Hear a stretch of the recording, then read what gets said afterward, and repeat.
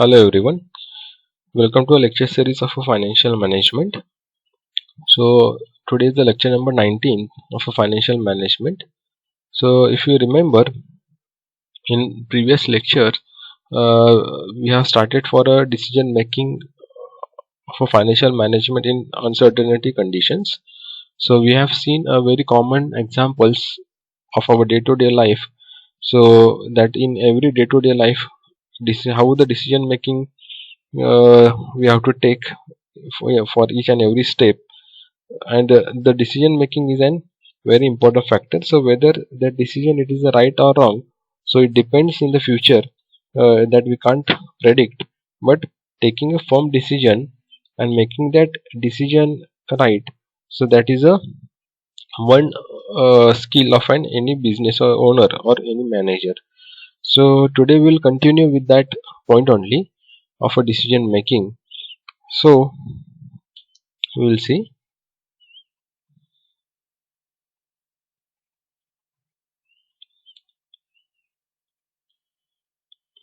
Okay, so we have seen this part, major minor decisions also what are, again we are going to continue with this slide. Now if you see, that that this is a very that we have seen in last video, a very common done as an example of a Dell we have seen. So how this Dell company they have started their own shop by providing different configurations of computers and delivering them to the at the home step of a customer. So that was a very good idea which was initiated by a Dell computers as compared to other competitors. Now if you have more information throughout your supply chain, you could significantly reduce what is called the operational cost. Okay, so that is very important, and you could also manage an uncertainties also. Now think of the following: a lot of times when there is an unfortunate situation like a environmental calamities are there, natural calamities are there, like a cyclone. So you want to know how much there is in a store. So you want to know, should I carry a little bit more supplying, more supplies, expecting a major cyclone to hit, or I do know that you have enough. You don't even know what the inventory levels are, and for lot of your items in your store, and having that information significantly improves the customer satisfaction and performance. Okay, so we have seen these two examples. Now let us take a third example.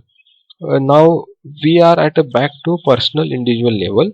So we are looking at a personal health. So if you take this example, you will understand it in a better way. So this is a favorite topic among a lot of peoples. So whenever you talk, people are always asking, so what do you eat? Oh, you look so thin. So what do you eat? Oh, I'm sorry to see the way you are. So what are some of the things that you do? So what kind of exercise do you do? So personal health is a very big deal for any individual. Now we have sensors in our body. Technology it has been grown into a sub extent. Nowadays, medical field doctors they used to use the sensors in the body to diagnose any diseases. So this is now a very common in any medical field. So I mean, for example, if you take an example that your eyes can sense what is going on outside, your ears can sense the sound, so your tongue can sense the taste, and then you can smell with your nose. So you can feel with yours, with your skin. So turn that your body has all these sensors, so which is God gifted. Now these sensors basically carry the information. Yeah, so if we had the sixth sense, that will be a new sense. So let's not worry about it. So let's talk about the five senses that we have. Okay. So now let's look at an example. What let you say you have, some type of symptoms, such as you are unwell or you have a fever, so you can feel it. You have a suppose a runny nose is there, you can't smell. So you have a stuffy ears, so you can't hear. And you have a light cough. Okay. And let's say you are in that situation that you are thinking so well, I am really tired, I am so fatigued, so maybe I should stay home for a days. Okay. So that is what you are thinking in your mind. And you are thinking, should I you have to make this decision, right? So should I go to see a doctor, or maybe, so will I just stay at home and I will be okay? And those are the tools. In fact, there are two decisions here. So should I see a doctor or not? Or should I stay home or not? Okay. So there are two decisions you have to make. So some of us could prefer to stay at home and get some home remedies, homemade or natural remedies. So some will think, instead of going to a doctor, if I stay home, if I take rest, and if I follow some an Ayurvedic remedies at home, so I will be okay. So we do this a lot. So we probably don't want to see the doctor right away. Okay. So we will see what happens tomorrow. Okay. So that anyone can think. So today will stay home, won't go to the work, or won't go to a school, and tomorrow I will see. So if I get worse, if I'm not feeling healthy tomorrow, then I will go to see a doctor. So this is a common. So some of us tend to go doctor tend to go. Okay. So let's see the doctor right way, and then go from there. So that is those are typicals how one goes about making these decisions. Now situation itself has a lot of uncertainties. So we don't know what is causing this. A lot of things have the symptoms. The symptoms of fever, runny nose, stuffy ears, and a light cough. So could be whole bunches of things. So it could be a viral or a bacterial information. So it could just be an allergic also. So there is a really no problem, but you are around with some infected. You are infected with something, viral infection and something like that. Or it could be something really rough, like an influenza, so which is commonly called a flu. And there is some uncertainties there, right? So you notice the uncertainties there. So we don't even know what is causing these symptoms. Okay. So say you go to a doctor office or hospital, the doctor will probably be able to figure out what you have. Now that also there is a tremendous amount of uncertainties even if you visit to a doctor. So all the devices they use are not 100% guaranteed. So there could be some, but say, for most part they are able to determine quite well what is wrong.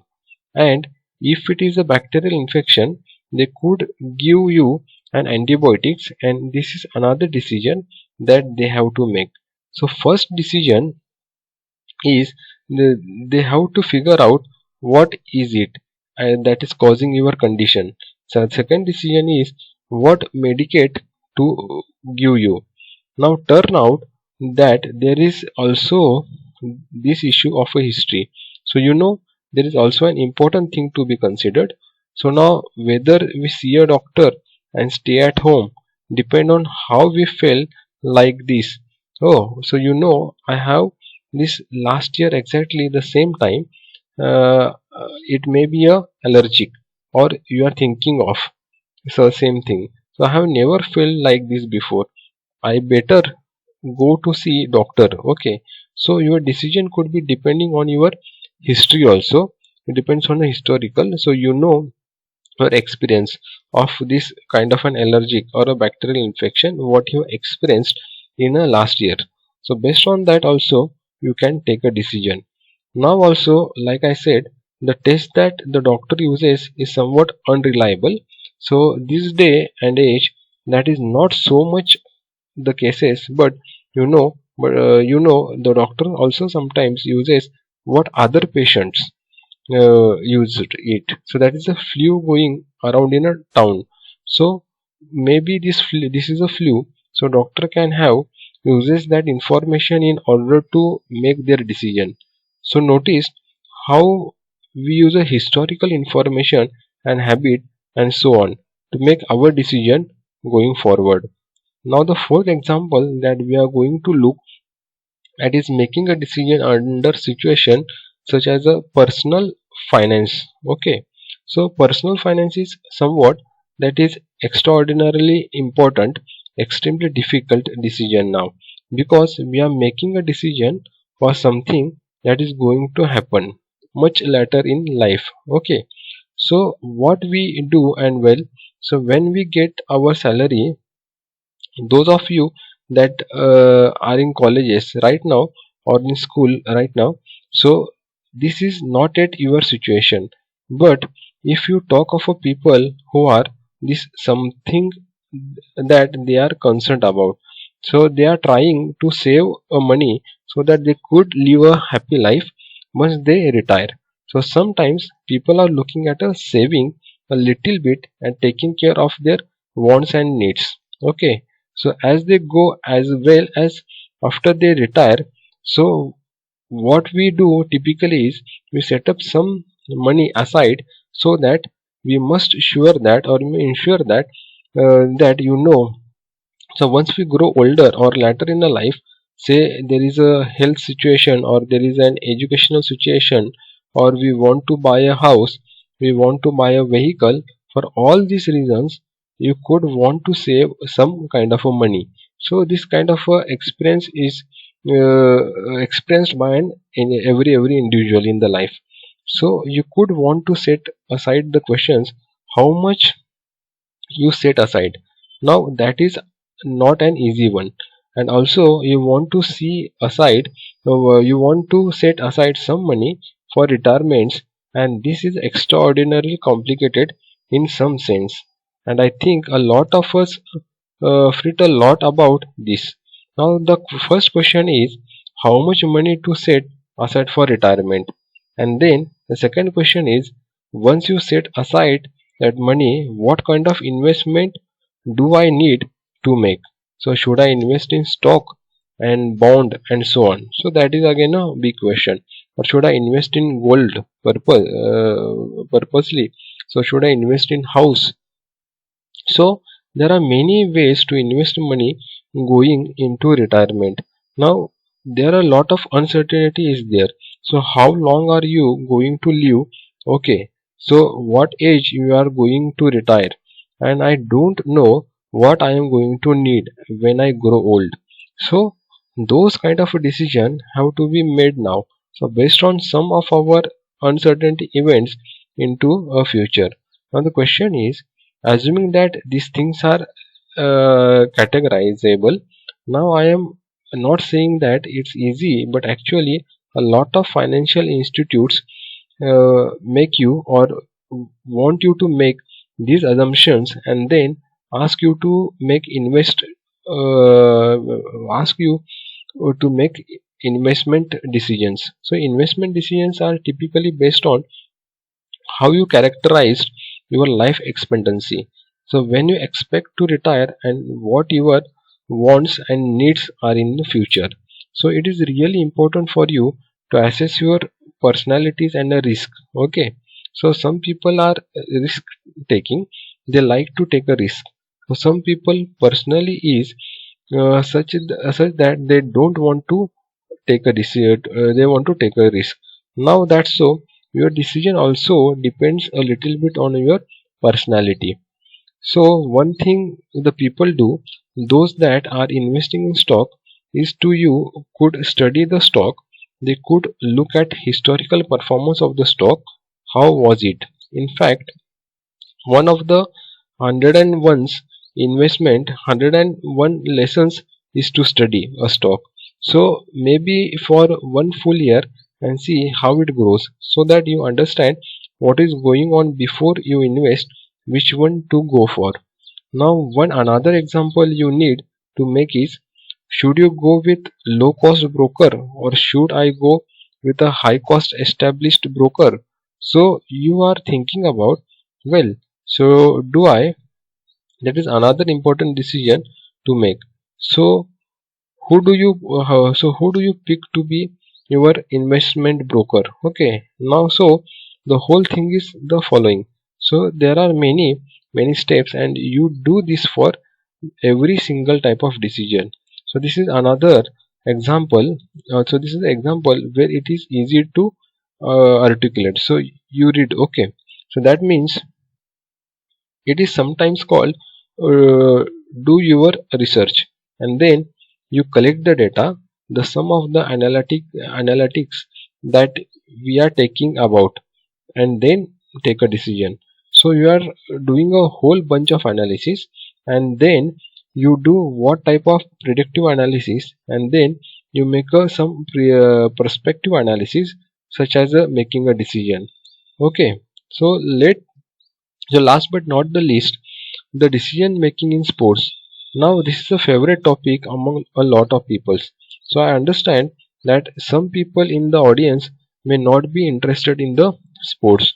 So I will give a lot of sports example throughout the course, but I will keep that to somewhat of a minimum, at a minimum. Okay. So there is a lot of decision we need to make in sports. So I know all of us get really excited when there is a cricket match. So in fact, today when as we are recording, there is a test match going on between the India and the Australia. So this is a day two of that match. Now turns out one of the decision we need to make is who should be a player. So or who should be a captain. Okay. So the captain's decision happens way before you know or before going to a tour. But once you are in a tour, you also need to decide who are the players that you want to send. Okay, so you also want to figure out what should be a playing 11 if it is a cricketer, if it is a cricket or other team or other game. So you know who should be a team and who should be playing at a substitute. Now that is an another decision to be made. So then the toss decision. So then the toss, I mean, you put a toss and then decide what do you do. So should you in a cricket, so should you bat first or should you field or should you ball first? So that is the question that you need to make. So there are the other decisions in a game of cricket. You have to decide the batting orders. So now those of you that are not familiar with the cricket and you know the baseball, for example, the same situation, you need to decide the batting order. And in cricket you have to make a lot of more decisions, such as who is a bowler in every single over. So in baseball, you you kind of decide who the pitcher is, and then you could get a relief pitcher and so on. Now you also need to decide the field placement. So this is not something that they do in a baseball, but in cricket you have to decide whether where you need to put which fielder. So in soccer or a football, as some of us call, you have to decide which side of a goal you should jump. Now this decision both in cricket as well as in football is made with tremendous amount of statistics. Now I don't know if you have seen what you look at a football matches. So in the end, if there is a penalty shootout, the goalie usually does not have enough time to see when the ball is coming and jump on other side or jump on one side. Typically what the goalkeeper does is the kicker is coming in and kicking the ball. The goalkeeper jumps to one side. Now that is the decision that goalkeeper needs to make, because he or she needs to know that a chance and a need to know. Okay, so most likely this person is going to kick into the left and I am just jumping to the left, and many times they are lucky. Now turn out that a decision based on the priority information is kind of a decision we are talking about in this course. Now some decisions are also dependent on what the other person does. Okay, and for example this is a game after all. Okay, now many situations there that is not too much crucial. Now there is a whole field of a game theory where they analyze how to do something based on what other person does at well. So now we won't go too much into a game theory, but I will just touch upon the topic once one more in this course. Now we all know how much we criticize poor decision in our favorite sports. So we are like, why why did he bring this guy to ball in the last over? So I mean, those are the decisions that we are talking. We always talk almost our families or with our friends when we watch a game on the TV. So these are some examples. So each and every step in the life we have to take a decision. So decision making is very important. If you see, uh, without any decision making capabilities, the any individual he can't live. So the same thing, it is applicable to any business organization to uh, to have the growth of a business. Okay, so we have seen the practical examples of how the decision making, it is very important to anyone's life. So today we'll stop here. In next lecture we will continue with another parameters of business skills. Till then, thank you.